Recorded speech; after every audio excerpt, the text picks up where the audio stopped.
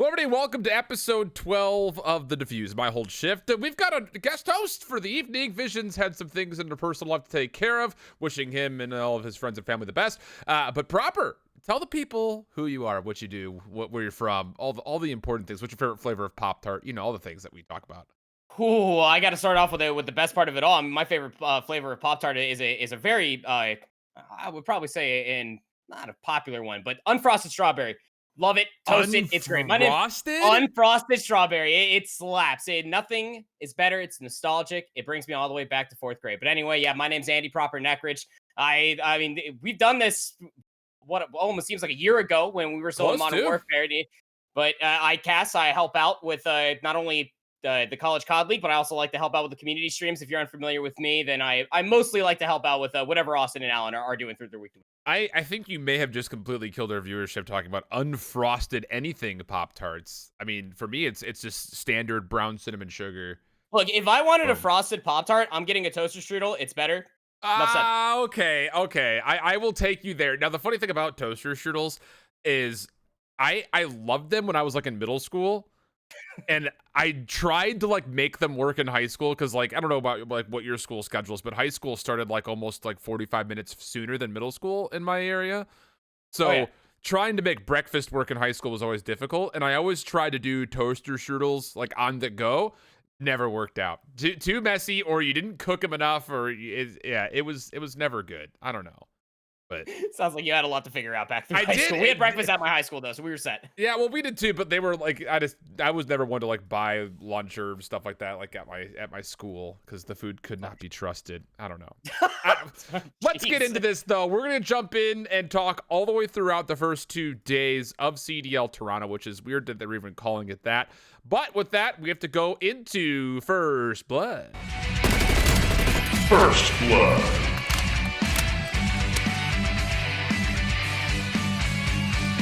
Now, this is going to be an interesting episode for multiple reasons. The first of which is the simple fact that this First Blood today is largely not going to be talking about the matches from the weekend so far, simply because of all of the weird things that have been going on, all the conversation points that have been happening. Starting off first and foremost, though, I do want to do our due diligence because, hey, the Atlanta phase is freaking disgusting, by the way, in case you didn't know. Which, if you didn't, I don't even know if you're actually watching the CDL.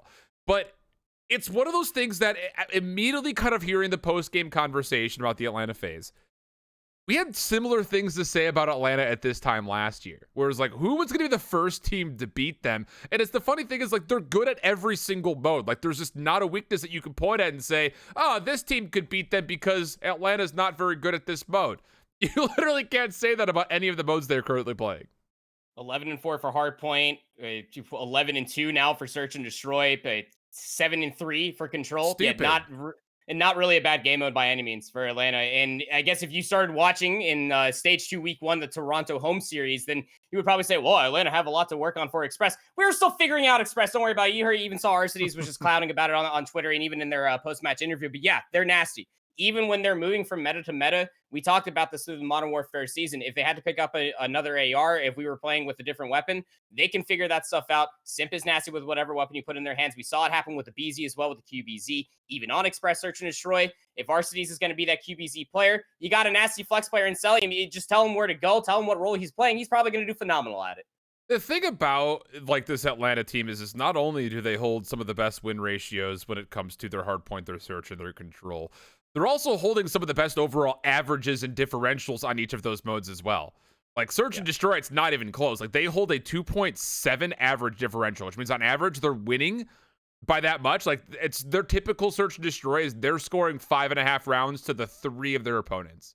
Like that's ridiculous. The next closest differential is 0.92 from New York. Like it's not even close, dude. Like It's really not. It's not even close. Now, Hardpoint a little bit closer. It's them, Dallas, Chicago, all 3 doing very well in Hardpoint. All 3 hold very similar differentials. Atlanta still the best Hardpoint team in the game. And then their Control, it's them and Chicago. Those are the only 2 teams that are even close to each other when it comes to differentials and win-loss ratios.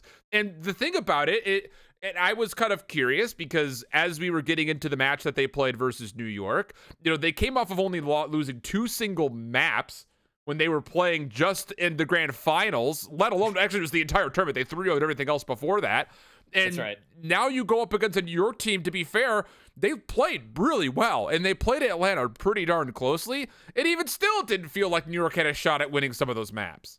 No, and again, it brings back to the same point that you were talking about just last year, and to this very point in time for Cold War. This is something special. The Atlanta FaZe are quite literally in a league of their own. You're messing with 4 very talented players that, again, at any circumstance, are going to make you feel like in this game, now you're facing 5 players. Last game, it was 6 players, and they're just all over the place. The way that they can just adapt through the middle, or through the middle of a map, through the middle of a mode, it doesn't really matter. Through the middle of the series, even if you do end up taking a map, it doesn't really feel like it. Even when you're looking at their player camps, they just seem so unaffected. They're always so calm. I think Celium only has one face, and they hold it all the time. RC's is really the only one that smiles. Maybe Abeezy's to be the second one, but they're always just showing up to work. They know what they got to do. They come in, they win their matches, they go to scrims, they learn, and then they continue on. I mean, so the group that they're in, I mean, they've got LAT, New York, they've already taken away, so you don't have to worry about considering there. And they've got the Gorillas. Like, they've played Toronto on Sunday. I don't think anyone out there is going to be predicting against Atlanta in that matchup. So largely the only other opponent they have to play would be the Thieves, or the Gorillas are being slept on, which I think they are, but that doesn't happen until the third week overall of this stage. Right. I mean, the realistic chance of them going flawless through this stage are really high again, it feels like. I mean, I don't know if your head's thinking anything differently about what their upcoming schedule is, but I don't see them losing maybe even more than 5 maps in those next couple of games. I mean, everybody sees the hat that I'm wearing. The Atlanta FaZe fan in me, of course, I would love to be able to see them go undefeated through this entire stage. But I mean, it's just statistically, it is leading in that direction. You're absolutely right. I mean, what do you think that Toronto's going to be able to pick things up and be able to learn what they can be able to do to the table? We'll dive more into that later for sure. But I mean, you got to think that their toughest matchup going through this entire stage, just on paper, even after today alone, would probably be the Thieves. I mean, the Gorillas, when they faced each other in the first major, the Gorillas, they were able to keep it close to the hard point. But other than that, it's like the subliners match all over again. It's just Atlanta FaZe, they were able to learn, they were able to adapt, and they just were able to wipe the floor with them. Yeah, I mean, I'm not going to sit there and say that Toronto won't be able to put up a fight. I mean, they did go to map 5 today. Granted, the Thieves, I think, gave them more of an opportunity than they should have a handful of times to get to that round 5, or map 5, round 11. But I don't see Toronto putting up much of a fight versus Atlanta. I think that the best team equipped to take down this Atlanta roster in this group would be the Gorillas. Seeing now, of course, that the subliners are out of the conversation pool because they lost against them. But I feel like if New York would have played Atlanta like week 3, I think there's an option, like an actual opportunity for New York to beat that Atlanta team again. It's just coming off of brand new meta, brand new role swaps. It's kind of hard, I think, to figure anything else was going to happen. But let's transition over to our next topic of conversation here, looking at all of the Twitter beef that has been going on here in the Challenger scene. I know we're going to have a lot of opinions on this, and well, the community at large also did, but it stemmed off of this opening kind of clip that we saw from Dexerto's new podcast talk show thing that they're running called The Reverse Sweep. Pac-Man had this to say in regard to Hydra coming over to North America from Europe. That's just such a tough risk to take being New York because you're good. Right. You are good. You just got through. Right, and you don't know about them. Like, it maybe this is harsh to say, but it's just a fact of the Call of Duty scene. He's playing European challengers. So maybe different game. Maybe if he was playing in NA challengers and absolutely destroying, you just say, easier decision. you know what? Yeah, we're gonna do this. It's a lot more clear. We're gonna do this. It's a lot more clear cut. I mean, Josh just won the Challengers Championship. He quit the year before. Yeah, he just won the in Europe. That's what I'm saying. Like, it's just a different. They're just more next level talent in NA, and that's just based on the Call of Duty scene. So maybe if he was here doing that, you could do that. I just can't see them doing that right now with this team. But whatever they do, just make you have to make the decision clear cut. There's a lot to break down in this clip overall, and we'll kind of save that for another conversation, I imagine. But it did spur up a lot of conversation about North American challengers versus European challengers. Obviously, we follow the challenger scene religiously, and I don't think that is a fair statement to say in the first place, talking that European challengers is just historically never going to be as good as, never been as good, never will be as good as North America, is essentially what it's getting at. I don't know where that comes from, because even in when we had the CWL and we had teams that were earning their spot to get into champs that year, not even to mention Heretics, who were a top 8 team at every single event they played at, save championships.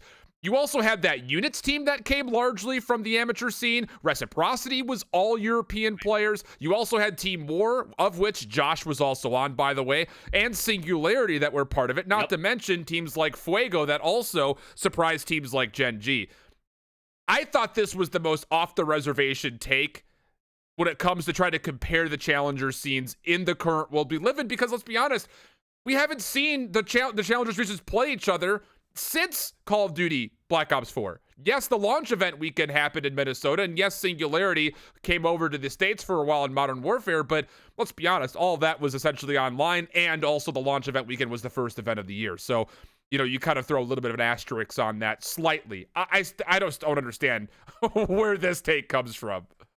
There's just no current stat that you can pull in Cold War to say that Europe is better than North America. North America is better than Europe. It's just going to cause a whole lot of stir that doesn't necessarily need to be there, in my opinion. But still, I mean, if you wanted to at least compare even through the few tournaments that, yes, Singularity and a few other European Challengers players did traverse over through North America, the 3 times that they had the opportunity to, they did pretty well for themselves through on land.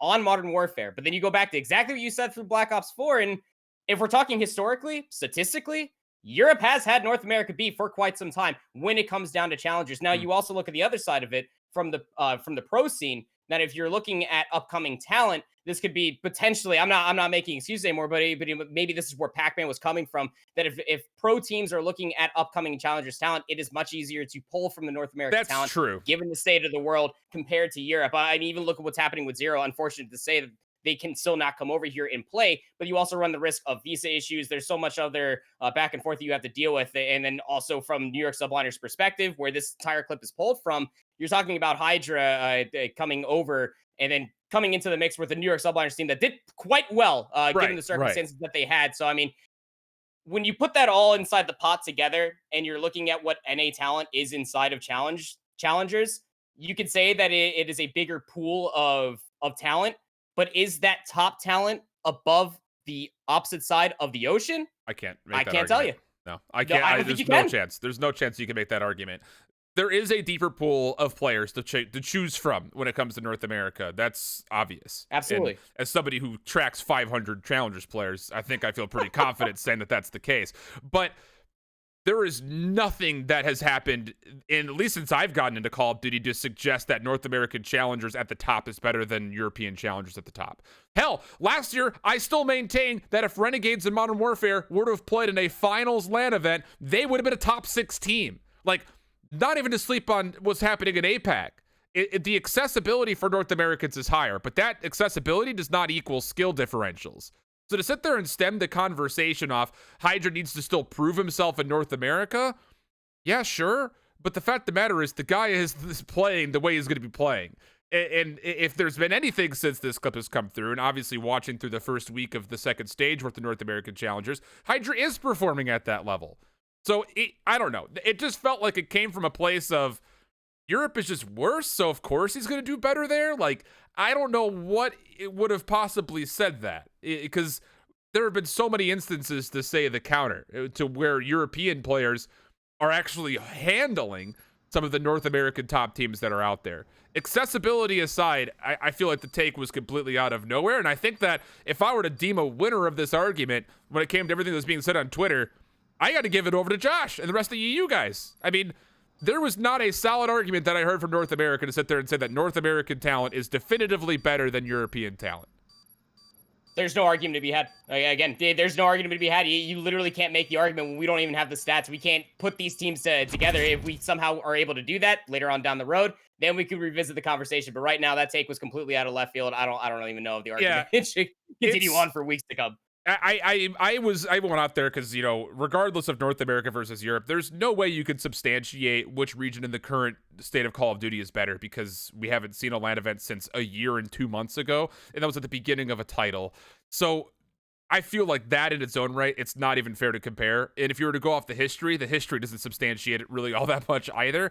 No. It's just one of those things that I think, and I hope by the end of the year, that there is some consideration for trying to make a global LAN happen with like the select top 32 teams across the world. Because I feel terrible for APAC. I think that they deserve to have an elite system in where they currently are, because right now there are 6 competitive squads, and that doesn't even include the better part of like 15 players that were great last year that aren't even playing this year. So if you were to bring them back into the mix, you've got 8 teams, no problem, without question. So I'm hoping that we see more of that kind of regularity between the two, but at the current juncture, I think that beef take is a little bit out of nowhere. But with that in mind, kind of going back over not only to what's been happening in Challengers, but also with the meta change, we do have a bit of a swap up here, because there's been a lot of not just roster moves that we've seen, Parasite getting let go of, Paul being brought in, also, of course, Insight into the mix. We've seen a lot of role swaps on the day. I don't even know where you'd want to start first. You want to talk about roster moves or role swaps, because the list goes on and on, really. Well, why not talk about both and continuing on the conversation that we just had and what sparked it all, and that's Hydra over to NYSL Academy. Now, when you bring Hydra over to NYSL Academy and you don't have Glowfrosty anymore, who the hell's going to be your main AR? Well, that's going to be Spart now. So Spart's your main AR, and then as you're traversing through the first day of Elite with Hydra, you're running 3 SMGs. You and I cast it over top of that. Well, I produced it, but you cast it over top of it. And it just wasn't working. It just, they were getting beamed from range, and it's just not where you want to be at. So then you go into stage number 2, and although they were not broadcasted, none of their matches were. Being able to catch up on the TL, being able to exchange a couple of DMs, I was able to learn that now Hydra is picking up a second AR. Yeah. So they are adapting. And that, if you have a team that's able to showcase that as the metas go along, much like how I was comparing with Atlanta FaZe last year into what they're doing just in their matchup versus subliners yesterday, that has the makings of a very strong team. And I think when you're able to showcase that for Subliners Academy going in towards this next week, could be a team that could be trifled with. Yeah, I think that's a very good example, kind of bridging one conversation to the other. But, looking at the conversation in the CDL specifically, I think the changes that we saw in roles specifically were very well noted, and beyond that, they were also very well executed on. Seeing Kenny pick up a sub today, as well as Fire picking up a sub today, I thought both of them played exceptionally well. It's exactly what you kind of came to know from Kenny's come up during World War II largely, and Fire during the Modern Warfare Challenger season last year. They both have takeover potential. My first question, though, I think in large, after some of these role swaps had come through, was the players that were swapped in place of those 2 preferred swap positions. Scraps picking up the AR Flex in Paris, and then especially Temp in LA picking up the AR Flex for the Thieves. I felt pretty good about Scraps. I mean, to be fair, he ran that M4 a lot of the year last year, and to be fair, beyond that, he was a Maddox player largely when he was playing for FaZe, so that's kind of a toe-in-toe, hand-in-hand kind of exchange, but I still feel a little nervous about what Temp was bringing to the table for the Thieves specifically. Where was your head at when you kind of were watching over that Thieves matchup earlier? Comparatively to where Thieves were during the XM4 meta, Temp was not putting up the same numbers as Kenny was with the XM4. It was not being as explosive in that flex nature, and you could even say the same that Kenny is picking up more, is doing more with that entry role that Temp was unable to do with the SMGs. But when you're looking at for these role swaps and you're looking for the meta change as well, you better hope that when you are moving these players that they do have some sort of understanding for the role. Like you talked about the Scraps with the M4. They knew that quite well. If you have any questions about how to play in a main AR, I mean, worst comes to worst, you just hit up your twin brother. You're able to figure that out. Great. Now, when you're looking at Kenny and Temp, same thing. For New York last year, played a lot of that AR, picked up a sub when it had to be picked up. And then Kenny, much like you said, they're come up through World War II, was electric with the submachine gun. They are a competent submachine gun player, and they know how to fulfill that role. They were playing that role that you thought Temp was going to do with the submachine gun in hand with an XM4. So now they have a 74U. They get that first kill. You pick up a QBZ. That is a dangerous man on the map, and I would not want to face a very competent Kenny with a submachine gun and potentially an AR in the back pocket. Yeah, I think that largely the role swaps that we saw for both LA and for Paris were successful. Maybe a bit of a hesitance to really kind of say that flat out for the Los Angeles Thieves, simply because they did go game 5, round 11. But I still feel like Kenny did everything you would come to know. Like, it really did feel like we were watching over him with the TK jersey on during World War II. Like, he was trying to make plays happen every single moment. And that's what you come to expect, I feel like, for your SMG line. And to be fair, TJ was the guy that was doing that. But let's be candid, largely when we think of TJ in the past, he's like the objective player. Throughout Black Ops 4, throughout Modern Warfare, he was very much so more of that objective style player. So giving him the ability to kind of go back and forth with someone like Kenny, I think is much more successful than going back and forth with somebody like Temp. I'm just wondering what's going to happen when it comes to that AR flex roll, because that brings us to the other kind of tail end of this conversation, which we'll talk much largely on, not just later in the show, but also on Sunday's episode after we see Paul play. You've got 2 new CDL debut players running that AR flex roll. And that was, I think that was probably the biggest ease of entry role right out there right now, that when it comes to challengers players that are running the AR flex, that could just be immediately inserted into a roster and make that roster more successful. Oh, absolutely. I mean, when you're thinking about that role, it's mostly conveying information, knowing those long angles, getting nerdy, like what you saw from Insight on Raid today. Like it's those unique spots that for a main AR coming in towards the role for a league that you can then look at for those submachine guns that are a little bit more volatile and can quite literally get work done when you don't think that it's quite able to. That main AR is a little bit more accessible for up and coming players for sure. Yeah, and it'll be interesting, I think, to see how that conversation transitions as we get into the world of talking mostly about what Paul brings to the table. But that gets us through First Blood. I still don't have a transition for this yet. I got to work on it. But we're going over to Shooting Blanks next, one of our newest segments that we've brought to the table. And in this segment, essentially, there will be a statement that is made with a blank that you've got to fill in with a word of your choosing. This is going to be a really fun, interesting one, because we do actually start things off talking about Insight's debut. And the statement at hand is Insight was blank during his debut. I'll let you go first. I'll let you have the honors here. What's the word you're choosing for this? Explosive. I don't think there's any better way to describe it. Insight dropped an overall 1.33 KD on the day through 5 maps in a loss, by the way. Their worst KD was through that. I think it was actually through the control. They dropped like a 0.74, but Toronto got milliwatt throughout it all. But I mean, on the back end of 2 maps, even in that map 5 loss, 18-8, we're breaking records coming into the CDL Insight. All right, sure. I would say that that's pretty explosive. And honestly speaking, it's very hard to find many other synonyms that can describe it. I'm going with Insight's debut was godlike at Insight God as his Twitter. Gonna have to mention the fact that, let's be honest, he's filling in a role that everyone was looking at him, sitting there saying, no Zitty, no Winnie. Look, there is so much more that comes with the team environment besides KD. And I was literally triggered after the series was over. They did the side-by-side of, here is Insight's KD versus Method's KDs. He was livid. The sample size is 1. Is that really valuable information for us? No, I would have rather have seen more about the fact that Insight and Kleenex together were almost double positive every single map that they had wins on at least. I mean, that duo is going to be, I think, probably one of the better AR to SMG duos that exists that are out there. Now, the one thing about it, with Insight playing well and with Methods prior playing well, I think this shifts a lot of focus over to Bance.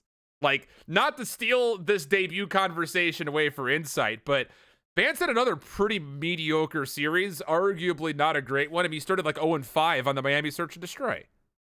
He's had a pretty mediocre season, Alan. I mean, in certain instances, like in Respawn, you'll see Bance just like go huge and make those plays happen.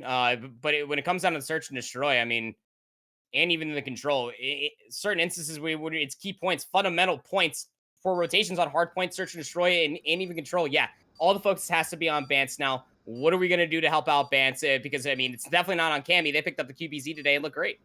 Yeah, I'm in the ballpark that the meta has not shifted enough to really put a lot of pressure on like that main AR role.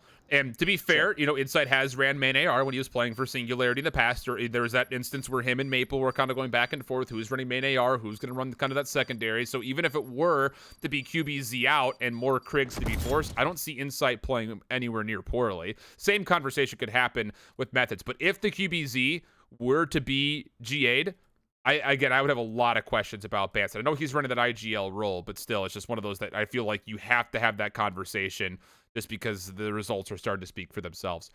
Going into our next topic of conversation, focusing on the Minnesota Rocker. The Minnesota Rocker need blank to improve. What are you going with here? Hastiness. For sure, we were sitting while we were watching the match, and it felt like in between like a tortoise and a hare, almost. For all my musical friends and lovers out there, they're barely at an andante, which is a walking speed, by the way, where they need to be at least at what is it, an allegretto? Yeah, two more speeds up, so that way you can at least keep pace with your enemies. Because if Attach is always the first one in, and Major Maniac is still over by the spawn somewhere, and that's your flex AR player, we're having problems. And that is not where you want to be, especially even for the respawns. If Priesthood is going 3 and 11 through, I believe it was like the first 3 hills. It was not good. No, it was not good. It was not good. That's not what you need. Attach is trying to set the pace, but if you're going to have a team surrounding in this meta that is surrounded by very fast-paced QBZ, SMG, 1 Crig 6, you got to be able to help out Attach on the front line. You got to be able to set the pace a little bit faster. For me, I've spent too much time talking about what I don't like about the pace of this Minnesota team. I'm going with the Minnesota Rocker. They need Jesus to improve at this point in time. There are so many things that are going wrong with this team right now. I am at a loss for what do you focus on? Because Major Maniac, at one point in time, I think it was the control, he only had 25 interactions. The next lowest was like 34. Like, what are we doing? Like, the speed and the tempo, like, we got to get involved. We got to get active. We need SMG help. We just need Jesus at this point in time. I don't know what you do besides just throw up prayers before matches. And this was the concern that we had about this team when they were first announced. Damn, these guys are either going to be nasty or they're going to be awful. And right now, they're awful. I'm still not sold on their search and destroy at all, by the way. I know going into today, they were 6-2, and people were like, Minnesota Rocker, very good at search and destroy. It's like, yeah, but their wins were versus not very good teams, and they went round 10, round 11, or they got smoked in the 2 games that they lost. And that happened again today. They're up 5-2, and you drop around 11. It just cannot happen. There's no chance. Lot of it. I mean, Minnesota's indecisiveness is coming back to really hurt them in those search and destroy rounds. If you go back to even the matchup that they played today, but I mean, when you're thinking about this team as a whole, even for respawns, lack of engagement, same thing for control. They made the rotations. They have the setups. What do we do from there? Right. Yes, they need Jesus. But please get those kills. Be able to at least hold on to the first 20, 30 seconds. We're holding on to something over here. Yeah, I don't know. New Testament needs to be readjusted to help them out at this point. Okay, next one up for Kenny. Kenny with a sub is blank. Now, I did unfortunately allude to this earlier, and I did actually say it, but Kenny with a sub is competent. Again, this is a player that Shift had already talked about earlier. Through the come up through World War II, was very notorious for their submachine gun play. Even through Modern Warfare, if they put an M4 in their hands, they were quite aggressive with it, would pick up a sub, and would make plays happen. Same thing happened at the beginning of the season as well. XM4, they were making more plays happen than your entry SMG named Temp. That's why you move them over towards this SMG role, and you saw it happen today. Did they have a sexy KD ratio? No. But then you also have to ask the question, how long have they been practicing on this role swap? Obviously, they are comfortable to be able to do it, but it was good enough for Kenny to be able to find those entry kills, be the thorn in the side of Toronto Ultra enough. Yes, it ended in 5, but it was still the role that LA Thieves were missing through the first stage. For me, Kenny with the sub is Quavtastic. I love seeing Quavo Kenny back in World War II form. I love that we're seeing him make plays and step up to the plate to kind of try to make things happen. And the fact of the matter is, maybe sometimes he's getting into a difficult position. He's having a hard time working out of it. But when he does find the freedom to get behind the enemy line or to kind of knock off a rotation early, he's coming away with 2, 3, 4 incredible kills. And that's what you come to expect from a player like Kenny. That's what he was so successful at during this time during TK. This is one of his reasons why he was the most successful during Black Ops 4 as well. Just the fact that he was doing that with a Maddox instead of a SOG at the time. But Kenny with the sub is exactly what this LAT squad needs. I think that there's still a lot of messiness that needs to be cleaned up, but largely, if you've got Kenny and TJ playing at their fullest potential with SMGs, I think this team is going to get better and better and better. Definitely going with Quavtastic for this one, because Kenny, I think, could be in a world where if he gets the proper help from behind, getting into those tight, tricky spaces, that's where he's best. And I think that's where he could potentially be one of those maybe MVP considerations in the future again, just with the sub in his hand. Very, very excited to see what he's bringing to the table so far. I like how I brought out legitimate words and this man just broke out just a whole different dictionary I wasn't even aware of. Should have gotten more creative. I came in here too Indeed. serious. I'm sorry. I apologize. But that brings we're going on to our next series and segment, which is Overextended. Oh, boy.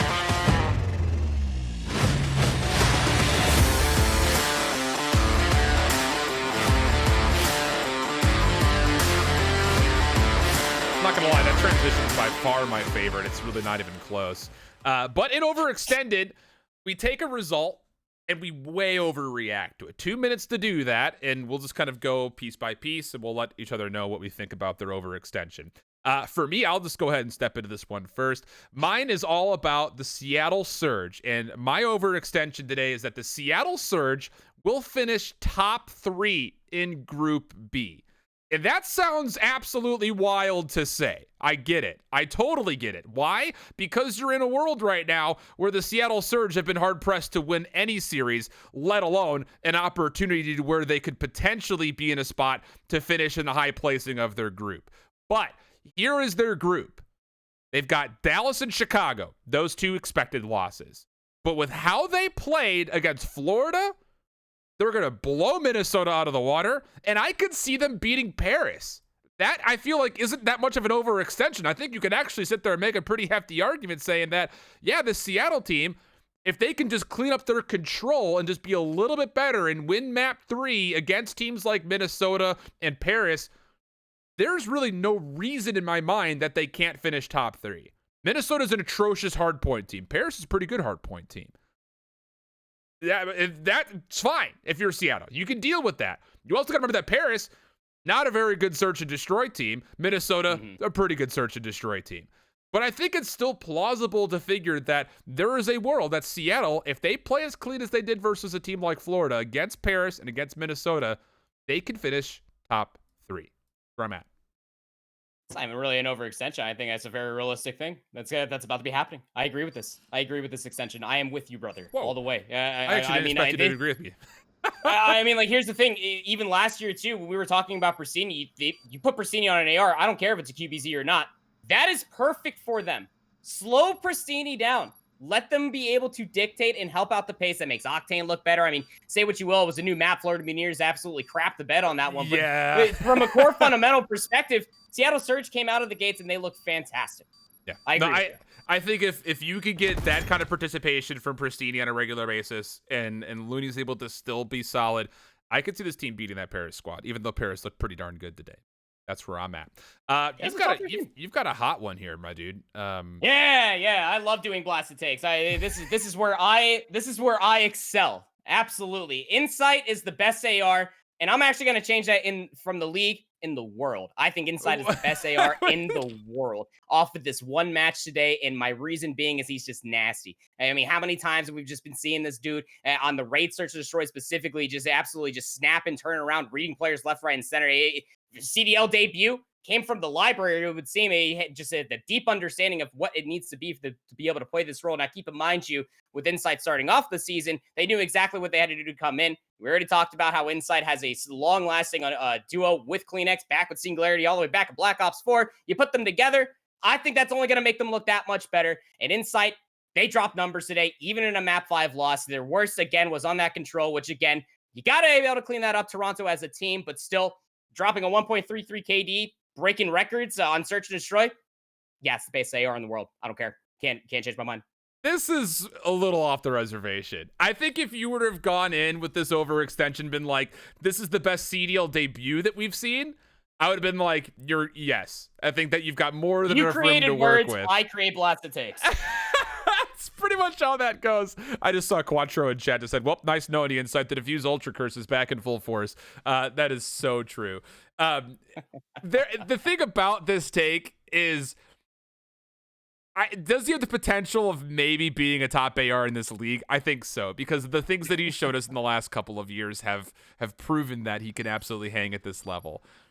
But the best AR when you're dealing with people like in Clay the world, and Krim and Formal, like, and Octane and Slasher and Arcades and other people that Skies, Awakening.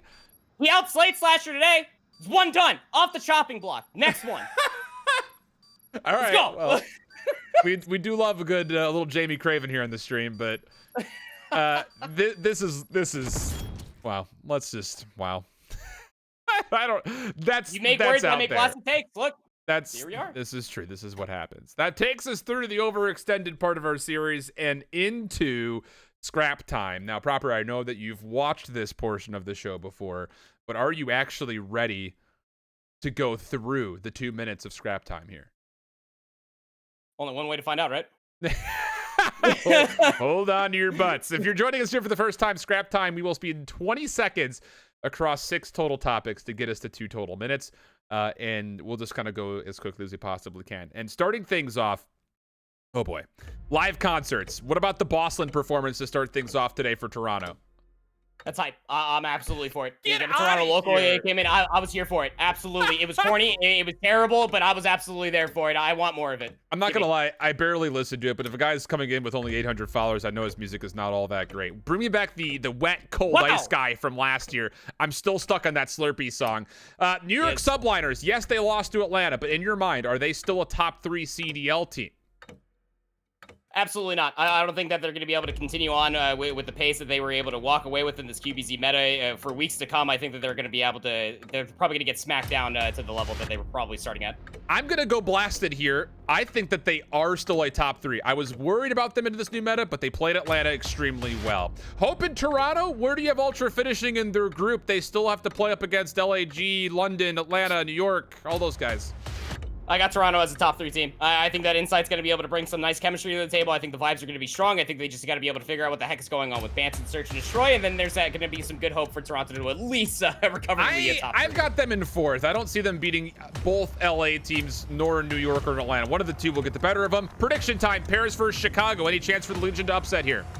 Absolutely not. No, Chicago, the last time that they faced each other, they walked the floor with them 3-0. It wasn't even close in the hard point. The closest map was on Control Raid. Chicago has only gotten better. We haven't even seen them with this QBZ meta. Dashy's going to end up coming into... I think Paris has a chance here, but I don't feel super hopeful about it. I've got Chicago 3-2. Minnesota, Florida, or pardon me, Minnesota, Florida. Yeah, I said that. They must win matches for both these teams. Who you got? Florida, absolutely. Like I said, when both teams are coming off staggering losses, Florida might just want to be able to lean to the maps that can be able to give them AR coverage, such as Checkmate. If they can be able to play out the map bans and vetoes, they should be able to beat Minnesota. I've got Florida, no problem here. Minnesota is just not in a good spot. Final one, Los Angeles Thieves, New York Subliners. Who you got here?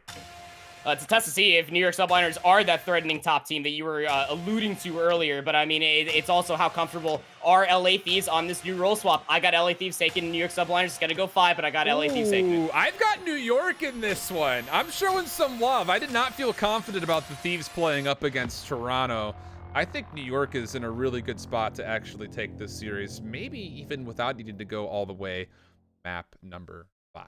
Brings us to viewer questions. Proper, you were cracked right there, dude. You brought in like statistics and like you're fast firing. I was like, my goodness. All I do is stare at spreadsheets. I watch COD 7 days a week. I live in spreadsheets and Google documents. This is all I know. If you know the SpongeBob episode where all he knows is fine dining, eating, and breathing, that's me, but with Call of Duty. That's all I know. All right. I live it. And a nice goatee. It's a nice I want his dealer's number, says Debo. Yeah, we totally feel that vibe. Feel free, though, to start asking some questions here. We'll take them for a handful of minutes before we say farewell.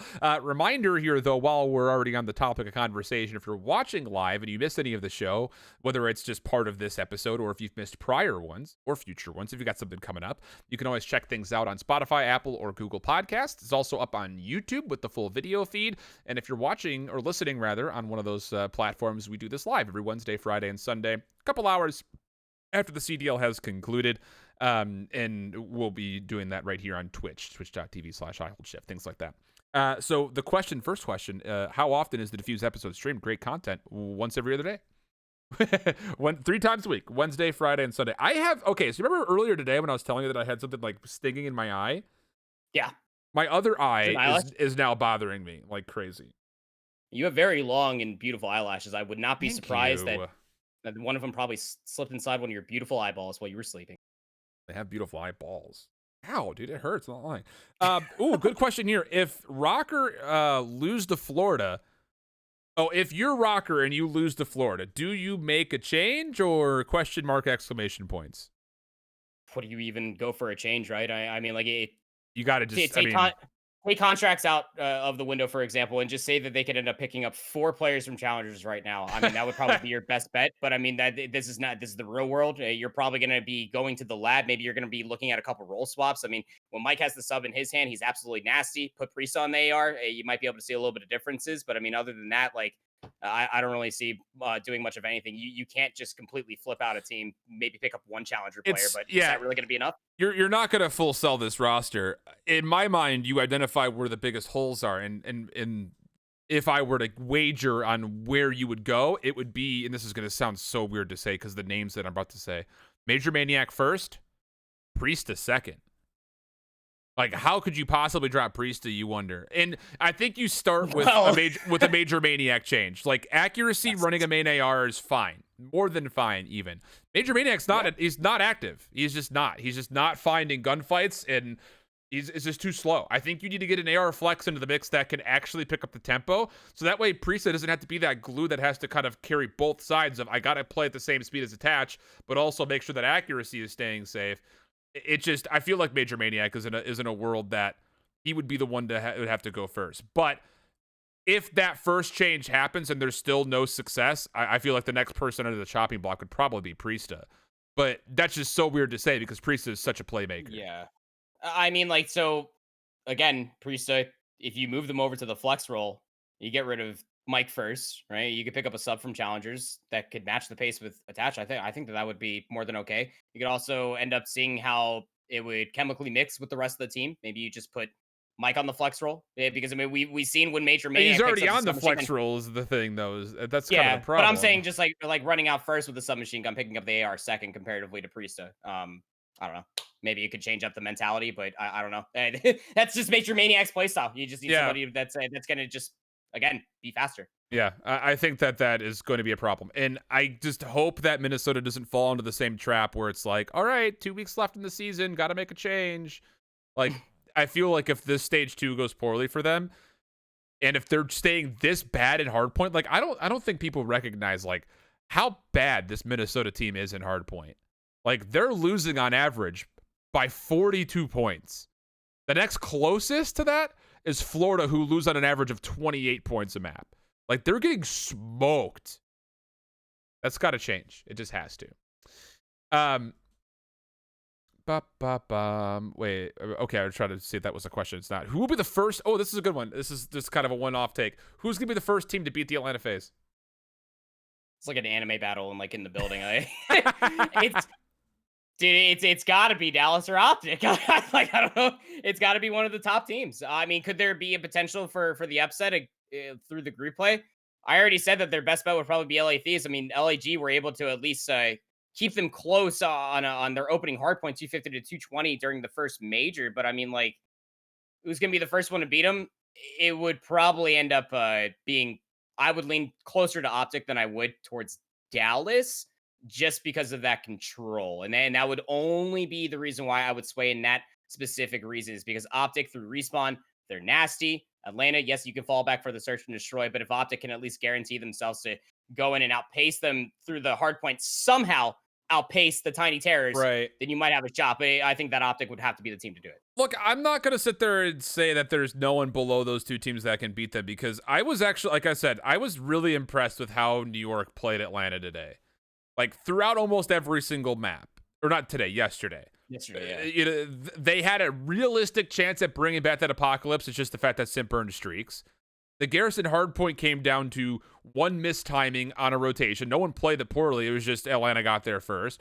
Went round 11 Express Search and Destroy, in which New York won like 4 rounds in a row. And the raid control is also pretty close all the way throughout all 4 rounds. So I think this team is beatable. It's just one of those things that when they get pushed and up against the ropes, like when they did versus a team like LAG at certain moments, they snap back at you so quickly.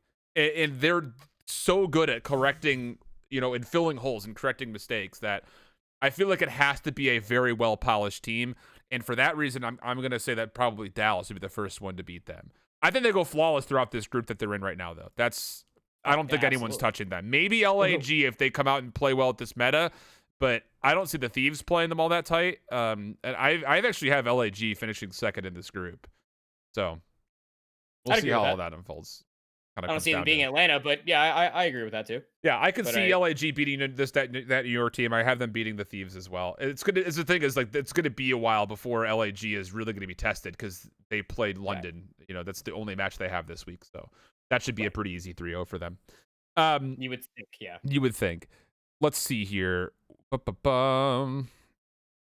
Do you think Haggy would have a chance again in the CDL after not doing so great team performance?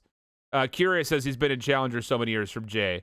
I think absolutely. I think if there is an organization out there that's going to invest into bringing an expansion team to the table next year and they don't consider building the team around Parasite, I think that's a mistake. I think he's got one of the best minds when it comes to how to play every single title very quickly.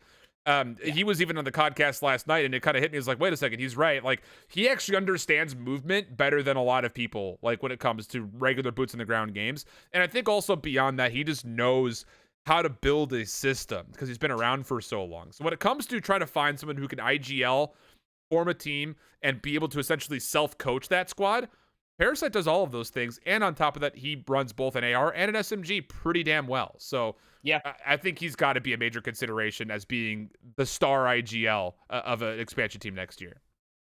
I mean, not so great team performance in this London Royal Ravens roster. That was a sinking ship even when Haggy got announced. Unfortunate to say, Right. but I mean, they did individually actually do quite well. And if you go back and you go listen to the listen-ins for London Royal Ravens, it is actually Parasite that is leading a lot of these comms, and that goes hand in hand with what Shift was just talking about.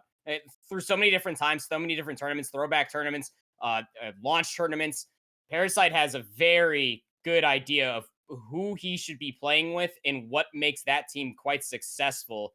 And they more than likely always have a very good finishing about it. He has a very good mind and he has a very good understanding for players that he could surround himself with to be able to find success with. And it's been proven through many different titles now. I would be willing, if I were Parasite, I would be trying to treat the rest of this Challengers year as let me build my CDL team and see what happens by the end of the year. That's where I think he should be taking his mindset, because I think that the possibility of him getting picked up as an IGL and an owner saying we want you to build your team, I think that's very strong. So I would love to see him do something like that. Interesting point here. It's wild to think Paris is actually the team that has been closest to beating the Atlanta FaZe so far. That's actually mind-blowing. Wait.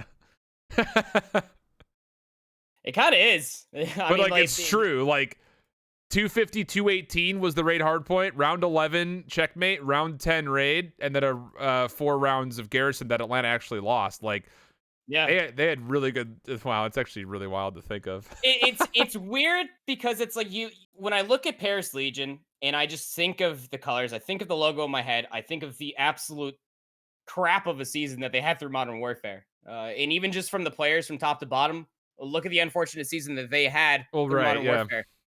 You would think that going up against many different teams that they would absolutely fumble, but I mean, like they have been continuously opening up eyes, and I think at a certain point in time, we will then look past them and just be like, they're actually pretty good at this game. Yeah. We should take them seriously. Optic also went to map 5, but Optic also got smoked in both search and destroys. So that's why I think the statistic would lean towards saying that Paris had the best chance, because both the searches went round 10, round 11. You took the control too, which was big for some. Yeah, absolutely. Let's see here. Will LAT break up sometime this year with all of their strong personalities? I don't think so. I think you've got a core 3 there. I think you've got Kenny, TJ, and Slasher that are literally blood and veins 100 Thieves players. I think it just comes down to what happens with Temp. He would be the first one to go on that team, though. And we said that at the beginning of the year. Unless TJ completely played poorly at the beginning of the year, it was between him and Temp, I thought, as far as, like, if there were to be problems with that team, never seeing them play before, it would be between TJ and Temp, and TJ has more than earned his spot without question. So I think it would have to be Temp. Yeah, and you also got Draza on the bench. Just hanging out in there. I mean, there's a lot of things. We talked about this with Visions on Wednesday's episode of this. This is like the first step for LA Thieves. Like, you know that Nadeshot doesn't like to watch losing teams. Like, we saw that in Valorant. Like, sold the entire roster off, kept Hiko, and then just bought a bunch of huge Counter-Strike players that were essentially retiring away from Counter-Strike. And then they win First Strike, and they're still involved with Masters right now. So, like, yeah, I feel like he would not be okay. Like, if he doesn't feel like the team is a championship team, he will make changes. And if after this stage, the team is still not at a championship level in his mind, I think you see a move happen. And I feel like the first step to that was, all right, Kenny, go back to sub. Temp, we'll see if you could do better with an AR flex role. I don't see them breaking up anytime soon. No, Like, I think that core 3 stays together the entire way through. I think there's no reason to, because again, this kind of goes for the same thing that we are quite adamant about when it comes to challengers teams, is sticking together, building that synergy. When you have that blind trust, regardless of what game mode you're on, I mean, that could really help things out. It also begs the question of those core 3 are also having not a bad season at all. So I think that when you are looking at it mostly falling down to Temp, what ends up happening, maybe you call draws up, maybe they end up picking up another player to be able to fill that role. Whatever ends up happening, that core 3 is not going anywhere anytime soon. Lunarific, that's a good question. We kind of touched on it a little bit, but we could explore it more. What do we think of Benjamin Bance's performance so far this year? Think it would be worthwhile to reinsert Zinni or grab a cracked amateur sub? I feel the problem with Toronto is their lack of an IGL. That was by far the biggest problem with the team beforehand. It wasn't the fact that they were playing poorly, and it wasn't the fact that Methods was playing poorly. That's why he was dropped. It's the fact that they're just not making good decisions. And that's where the pressure falls onto Bance. So if you sit there and say that his performance is so underwhelming that we have to change him out, who calls for that team? That's kind of what it would happen there. Like, unless Methods could showcase that he's willing to take that role and lead this team and kind of put past abuses away, because you got to remember that Toronto last year, Methods was like one of the only, like Methods and Cameron were the only 2 players, I think, that were never subbed out for a weekend. Like, they were the 2 starters throughout every single weekend. I may have misremembered somebody, but I think that information is correct. So can he handle coming back into that situation? He's been dropped before in instances. He's been in that position before, I imagine. So I don't think that dropping Bance and picking up a sub is the answer. I think it would have to be someone has to step up and be an IGL if Bance can't do it. Exactly. I mean, like, it's more than just filling a player's role of playing just SMG. Like, Bance brings so much more to the table for Toronto. A lot of people overestimate what a shot caller actually brings in a mode like Search and Destroy, Control, or even just looking at the little nuances of Hardpoint and when to rotate and what positions need to be held. And Bance does bring that to the table, even through listen-ins. You can't put Methods in for Bance. I mean, in theory, just from roles, shot caller aside, you could put Methods, main AR, Insight as the AR flex, and then you could end up trying to finesse that. Sure. But Methods would have to step up to the table to be that guy. Exactly. But Methods in the call-ins over time barely speaks a single word. So if you're trying to fulfill that role for an in-game leader, it's got to come through from the 3 players that are still playing right now. It can't be Methods subbing on it. If you wanted to come in for Bance, I honestly would. I don't know. Either Methods learns how to be an in-game leader, or the other 3 or figure it out, and then you can sub out Bance. Right. Do Paris have a chance to upset Optic tomorrow? I think that they do. But it would have to be a immaculate series from Paris and a poor series from Optic. Because I don't see there being like an avenue that like both teams playing at the same level. Paris just has to do this and they win. I feel like Optic has to come out underwhelming tomorrow for Paris to beat them. But I think the chance exists. I expect that series to be pretty tight. Yeah, absolutely. Again, I was talking about this Paris team not even about a whole 20 minutes ago. This team is nasty. I think it's going to come to a certain point in time that we're going to probably stop looking at this team just as individuals, what they look like from last season, who they are coming into this season. The ragtag group of individuals that got thrown together in Paris are actually playing the game quite well. And it's something that you cannot overestimate. But I mean, Optic, again, I haven't seen what they look like in this meta apart from just watching Scump's perspective on their streams through scrims. I'm very interested to see what it actually looks like in a tournament format, if it will be that pace that's going to be set with Dashy, with the QBZ, and aforementioned with against Paris Legion.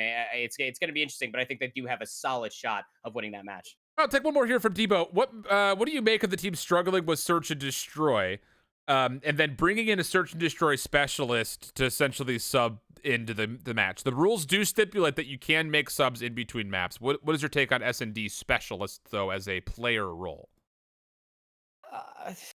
I mean, just that one player, that one S&D specialist.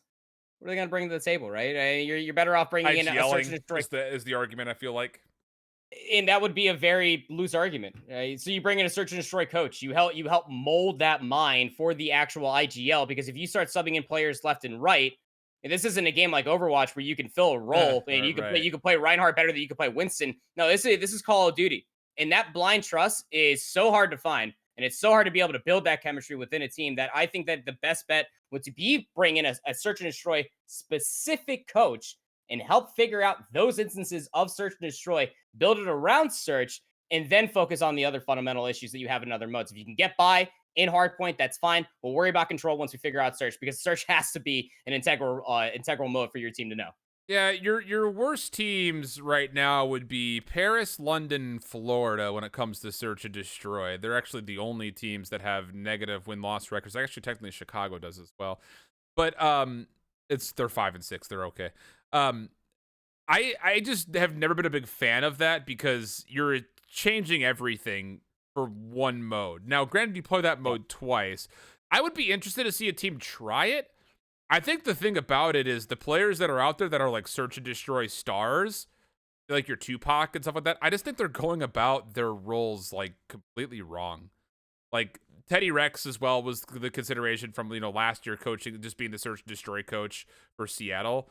Like, I think out of all the people that are out there that are just good at search and destroy, the best player option would be someone like Tupac. But I think him going out on Twitter and saying like, hey, your search and destroy is really bad, hire me, is like, it puts kind of a weird taste in people's mouths. I really want to see Tupac playing challengers, like badly, so badly, because I think if he were to take that step and be on a winning squad, you don't dominate, but as long as he's showing that he can play and he's doing really well in search in a competitive format that's not 2v2s, not 3v3s, I would love to see someone take the chance on a player like that. It's just kind of like the conversation that Parasite had in the podcast last night, where it's like, yeah, Wuskin can say that he wants to be in the league all like as much as he wants, but I feel like until you take the chance to actually go and play, you're putting yourself in a very disadvantageous situation. Not to say that that's the exact same thing for someone like Tupac, because I think he's probably, like I mentioned, the best search and destroy player that's out there that just plays search. But I feel like a team would want to see that include competitive tournaments in challengers overall. Because his mind is ridiculous. Yeah, absolutely, Debo. He's super smart. Listening to him explain search and destroy is enlightening.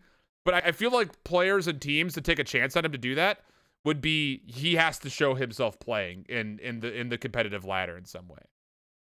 That's kind of where my thought is on it. It's like put your brain where your mouth is. Yeah. Prove it. Yeah, I would love to see that happen though. Like honestly, I have never been more of a fan of the idea of like, you have that one guy that's really, really good at search that gets in and he can direct the squad, make the play calls happen. He sits down with that analyst to kind of break down what are they going to do versus what are we going to do. And he can just make those calls. He doesn't have to explain them. Just make the calls. I would love to see that happen. That brings us to the end of our show though, I think at this point. Final thoughts from you proper though, before we say farewell.